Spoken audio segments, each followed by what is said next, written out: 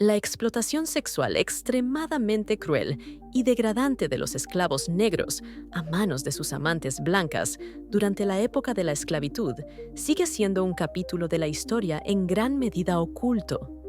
Muchos esclavos vivían en chozas rudimentarias situadas lejos de las opulentas mansiones de sus esclavizadores.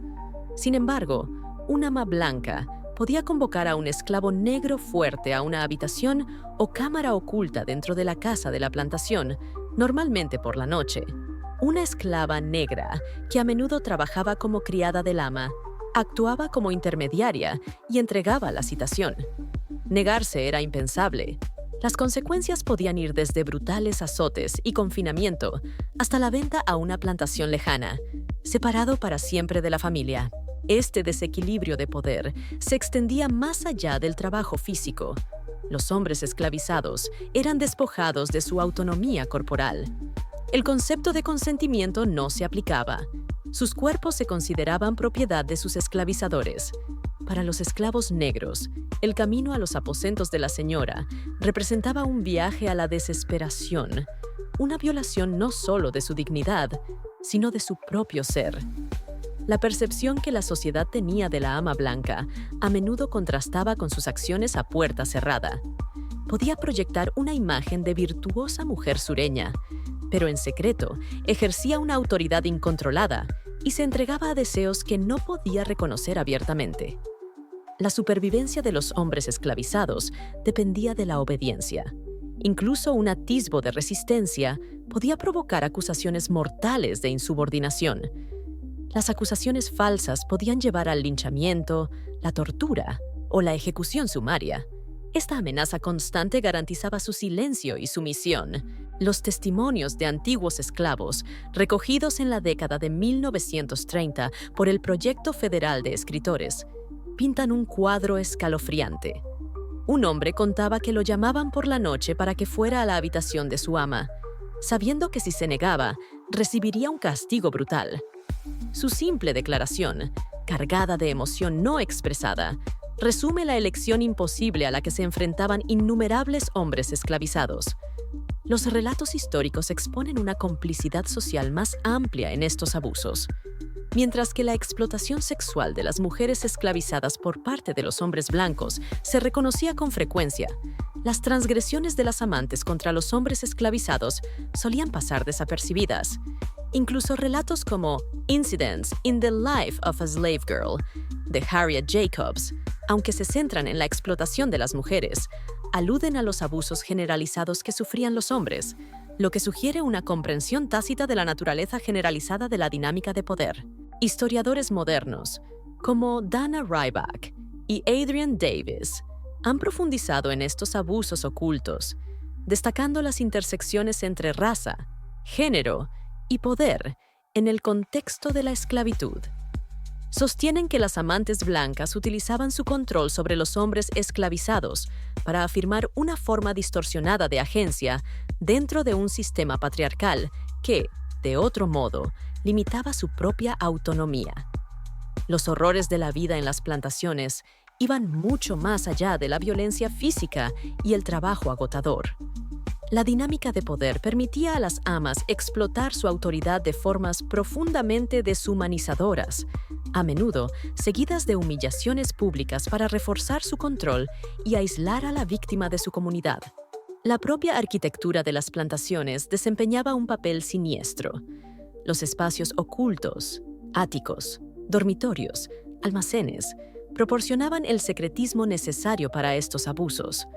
A menudo se citaba a los hombres esclavizados bajo falsos pretextos, como reparaciones, en estas zonas aisladas, donde la coacción y la violencia no tenían freno.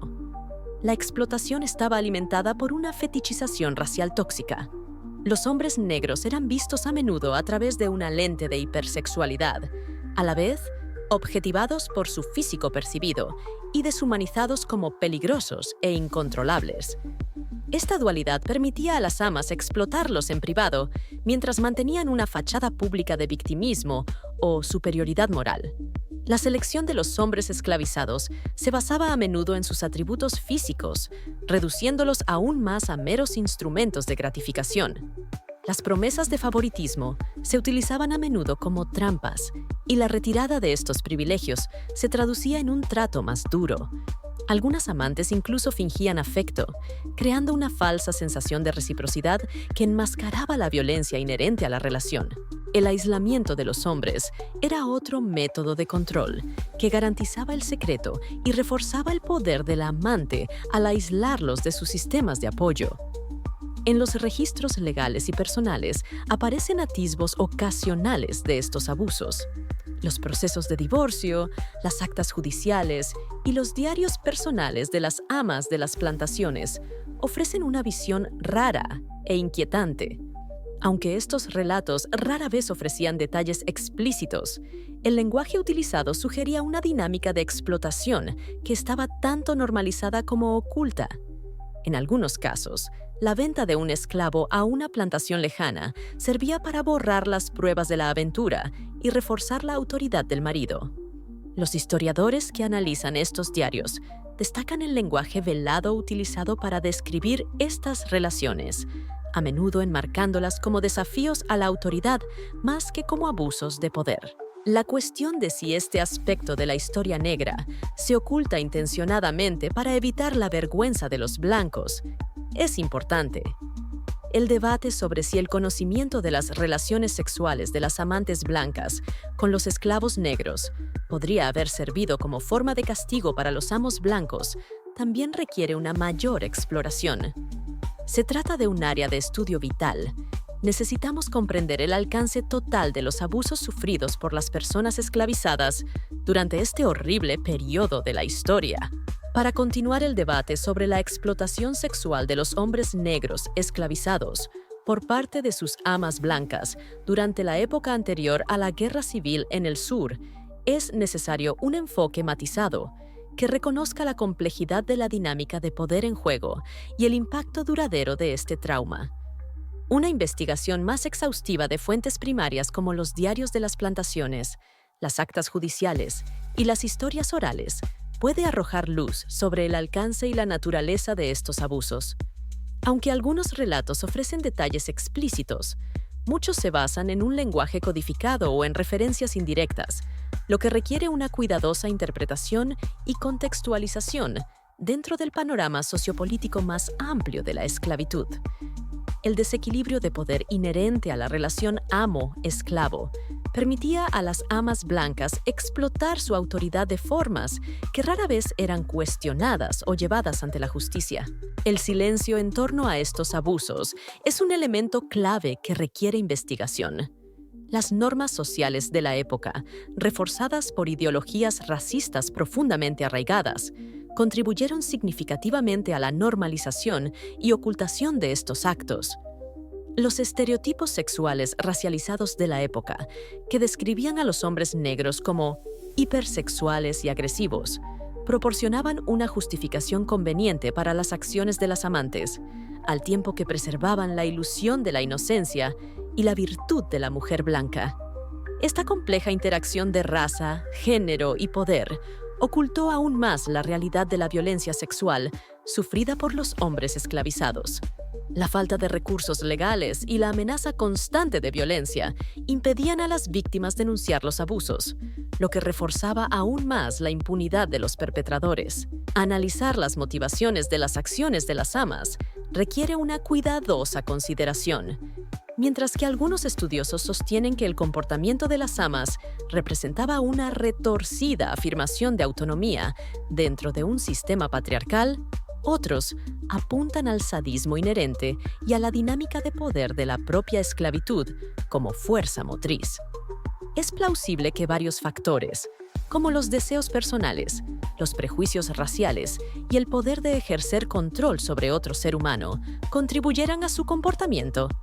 Nuevas investigaciones podrían explorar el impacto psicológico de tales actos, tanto en las víctimas como en los perpetradores, arrojando luz sobre las consecuencias a largo plazo de esta forma oculta de abuso. El legado de estos abusos sigue resonando hoy en día. Comprender todo el alcance de la violencia sexual en el contexto de la esclavitud es crucial para reconocer el trauma profundamente arraigado, experimentado por generaciones de estadounidenses negros y abordar las desigualdades sistémicas actuales, enraizadas en la historia de la opresión racial. El trabajo continuo de los historiadores para desvelar estas historias ocultas y dar voz a los relatos silenciados de los hombres esclavizados es esencial para una comprensión más completa y precisa del pasado y para fomentar la curación y la reconciliación en el presente. Es necesario seguir investigando las vidas de las víctimas, las estrategias que emplearon para sobrevivir y las consecuencias a largo plazo de este trauma para apreciar plenamente la complejidad de sus experiencias y el impacto duradero de la esclavitud. Esto requerirá un compromiso continuado para desvelar la verdad, por incómoda que resulte, y centrar las voces y experiencias de quienes más sufrieron. Para seguir investigando la explotación sexual de los hombres negros esclavizados por parte de sus amantes blancas, es necesario adoptar un enfoque polifacético que utilice diversas metodologías y perspectivas para arrojar luz sobre las complejidades de este aspecto de la esclavitud que a menudo se pasa por alto. Para ello es necesario ir más allá de las limitaciones de los registros históricos disponibles, que a menudo carecen de detalles explícitos o se basan en un lenguaje codificado, e incorporar metodologías que tengan en cuenta las experiencias vividas por los afectados. Las historias orales, cuando están disponibles, ofrecen una perspectiva inestimable, aunque esté fragmentada o filtrada por el paso del tiempo. Estos relatos, aunque incompletos, pueden proporcionar un contexto emocional crucial y arrojar luz sobre el impacto psicológico del abuso. El análisis de los espacios físicos en los que se produjeron estos actos, las habitaciones ocultas, los desvanes y los almacenes de las plantaciones, también puede aportar datos significativos. El análisis arquitectónico, combinado con las pruebas textuales, puede revelar cómo el diseño y la distribución de estos espacios facilitaban el secretismo y la dinámica de poder en juego. Además, el análisis de la cultura material, incluidos los objetos personales de los esclavos o los restos de las estructuras de las plantaciones, puede ofrecer pistas sutiles pero significativas sobre la realidad de estos encuentros.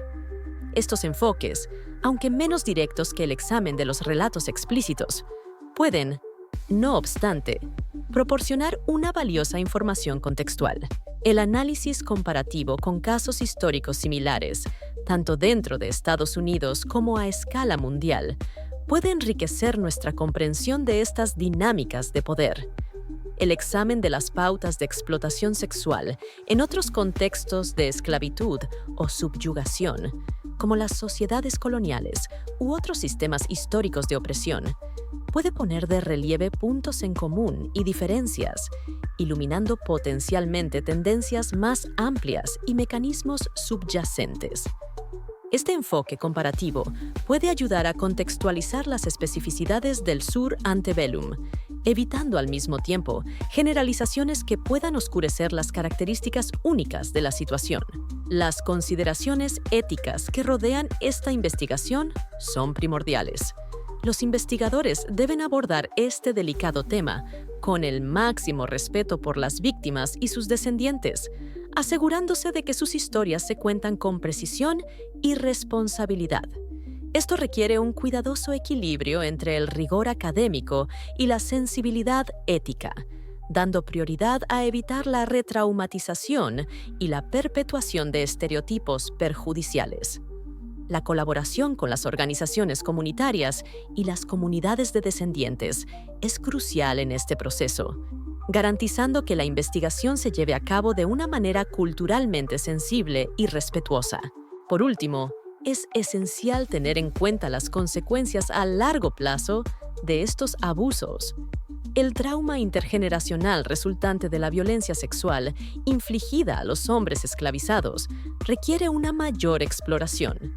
Esto incluye examinar su impacto en las estructuras familiares, la dinámica de la comunidad y el bienestar psicológico de las generaciones posteriores. Abordar este legado exige comprometerse a decir la verdad, reconocer las heridas profundas y duraderas infligidas por esta injusticia histórica y trabajar por la curación y la reconciliación necesarias para abordar las desigualdades sistémicas que contribuyó a crear.